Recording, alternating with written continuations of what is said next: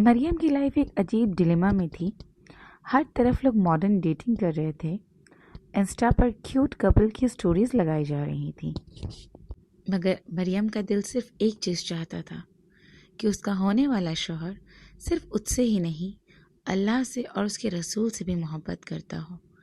مگر سوال یہ تھا کہ اگر ڈیٹ کرنا حرام ہے تو پھر کمپیٹیبلٹی کیسے چیک ہو؟ کیسے پتہ چلے کہ اس کی ریلیجیس ویلیوز کیا ہیں، وہ اسلام کو کس معیار پر رکھتا ہے، یا اس کی پرائرٹیز کیا ہیں، اسلام کو لے کر اس کی سوچ کیا ہے۔ اب اس سب کے لیے تو پہلے سے ملنا جھلنا اور ایک دوسرے کو جاننا، باتیں، چیٹنگ، گھومنا پھرنا ضروری تھا، تبھی تو ہم ایک دوسرے کو جان پاتے۔ اسی بیچ اچانک مریم کے لیے ایک پروپوزل آتا ہے جو ان کے کسی رشتہ دار کے ذریعے آتا ہے۔ اس کے والد اس کو بتاتے ہیں کہ یہ پروپوزل کہاں سے آیا ہے، لیکن وہ اس انسان کو جانتے ہی نہیں۔ ہاں، رشتہ سننے میں اور دیکھنے میں بہت اچھا تھا، لیکن مریم کی پریشانی کچھ الگ تھی۔ وہ یہ سوچ رہی تھی کہ وہ کیسے ایسے انسان سے شادی کر لے جس سے وہ جانتے ہی نہیں، جس کے بارے میں اسے کچھ معلوم ہی نہیں، اور وہ اس کی امیدوں پر کھرا اترتا ہے یا نہیں۔ وہ ہر وقت بس یہی سوچتی رہی۔ اس نے اپنے والد سے کچھ وقت مانگا، لیکن اس پورے وقت کے دوران صرف اس کے ذہن میں ایک ہی بات چلتی رہی کہ وہ بنا سوچے بنا جانے کسی ایسے انسان سے کیسے شادی کر سکتی ہے۔ مریم جو کوالٹیز ڈھونڈ رہی تھی اپنے ہونے والے شوہر میں، وہ ان میں بالکل بھی کمپرومائز نہیں کرنا چاہتی تھی، اور اس کی کوالٹیز بھی کوئی ناجائز نہیں تھی۔ وہ بس یہ چاہتی تھی کہ اس کا ہونے والا شوہر دیندار ہو اور اللہ سے ڈرنے والا ہو، جو اللہ اور رسول کی کہنے پر چلتا ہو۔ بس اتنا ہی تو چاہتی تھی، لیکن سوال یہ تھا کہ اسے پتہ کیسے چلے۔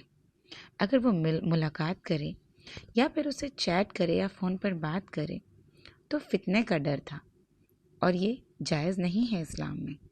لیکن کیونکہ مریم ایک ایماندار، بہت ہی دیندار اور اللہ سے ڈرنے والی انسان تھی، تو اس سوچ نے اس کے دل میں پریشانی پیدا کر دی۔ وہ کافی الجھن میں تھی، کیونکہ اس کا دل اس کے ویلیوز سے کمپرومائز نہیں کرنا چاہتا تھا۔ رات کے ان سکون بھرے لمحوں میں جب سب سو چکے تھے تو مریم اپنے فون کو گھور رہی تھی۔ اس کی دوستوں نے اپنے رشتے اپنی مرضی سے بنائے تھے، مگر مریم کو ایک حلال طریقہ چاہیے تھا۔ وہ چاہتی تھی کہ رشتہ صرف ایموشنز کے بیس پر نہ ہو، بلکہ دین کی بنیاد پر ہو۔ مگر اسے یہ سمجھ نہیں آ رہا تھا کہ آگے کیسے بڑھنا ہے۔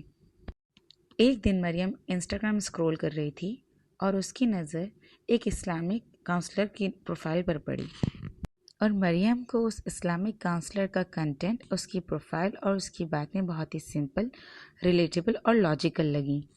اپنے ڈاؤٹ کو کلیئر کرنے کے لیے، اپنے مسئلے کا حل نکالنے کے لیے مریم نے اسے میسج ڈراپ کر دیا: السلام علیکم، مجھے سمجھ نہیں آ رہا ہے کہ اچھا رشتہ حلال طریقے سے کیسے چیک کیا جاتا ہے۔ ڈیٹنگ تو حرام ہے نا، مگر کسی کو جانے بنا سمجھے بنا شادی کرنا تو بہت ہی رسکی ہے، پلیز مجھے گائیڈ کریں۔ اسلامک کاؤنسلر کا جواب فوراً آیا۔ کاؤنسلر نے مریم کو بتایا کہ اسلام نے ایک بہت ہی ایزی اور حلال طریقہ بتایا ہے۔ اسلام میں ہے کہ تم سوٹر سے مل سکتی ہو جتنی بار بھی چاہو، بس شرط یہ ہے کہ آپ اپنے محرم کے ساتھ ملو۔ اور کاؤنسلر نے مریم کو ریفرنس بھی دیا حدیث کا، جو اس طرح سے ہے: بسم اللہ الرحمن الرحیم۔ حضرت مغیرہ بن شعبہ رضی اللہ تعالیٰ عنہ کا واقعہ مشہور ہے۔ انہوں نے ایک عورت کو نکاح کا پیغام دیا۔ نبی اکرم صلی اللہ علیہ وسلم نے فرمایا، اسے دیکھ لو، یہ تم دونوں کے درمیان محبت پیدا کرنے میں زیادہ مفید ہوگا۔ ترمذی کی حدیث ہے۔ اس سے ثابت ہوتا ہے کہ ملاقات کی گزارش صرف نکاح کی نیت سے ہے، اور وہ بھی محرم کی موجودگی میں۔ اور یہ حدیث مریم کے دل کو لگ گئی۔ اس کو سنتے ہی اسے لگا یہ تو بالکل اس کے مسئلے کا حل تھا، بالکل مڈل وے، نہ ڈیٹنگ اور نہ اندھی شادی، بالکل لاجیکل وے تھا، ایک حلال طریقے سے ایک دوسرے سے مل کر ایک دوسرے کو جاننے کا۔ اگلے دن مریم نے اپنے والد سے بات کرنے کا ڈیسیژن لیا، اور وہ جانتی تھی کہ وہ جب یہ بات اپنے ابو کے سامنے رکھے گی تو ان کا ریئیکشن تھوڑا ہیزیٹنٹ ہوگا، لیکن بات کرنا ضروری تھا۔ اس نے جب اپنی بات رکھی تو ان کا ریئیکشن تھوڑا ڈیفرنٹ آیا۔ اس نے اپنے ابو سے کہا: ابو، میں چاہتی ہوں کہ میں جو بھی ڈیسیژن لوں وہ سوسائٹی کے پریشر میں نہیں بلکہ دین کے مطابق ہو۔ اس کے ابا اسے حیرت انگیز طریقے سے دیکھنے لگے۔ انہیں بات کچھ سمجھ نہیں آئی۔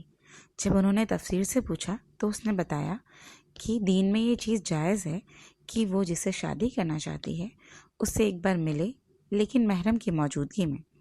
اس نے کسی طرح اپنے والد کو کنونس کیا کہ وہ اس کے ساتھ اس شخص سے ملنے چلیں۔ بابا بہت حیران ہوئے۔ انہوں نے مریم سے کہا کہ ہمارے خاندان کا کلچر نہیں ہے۔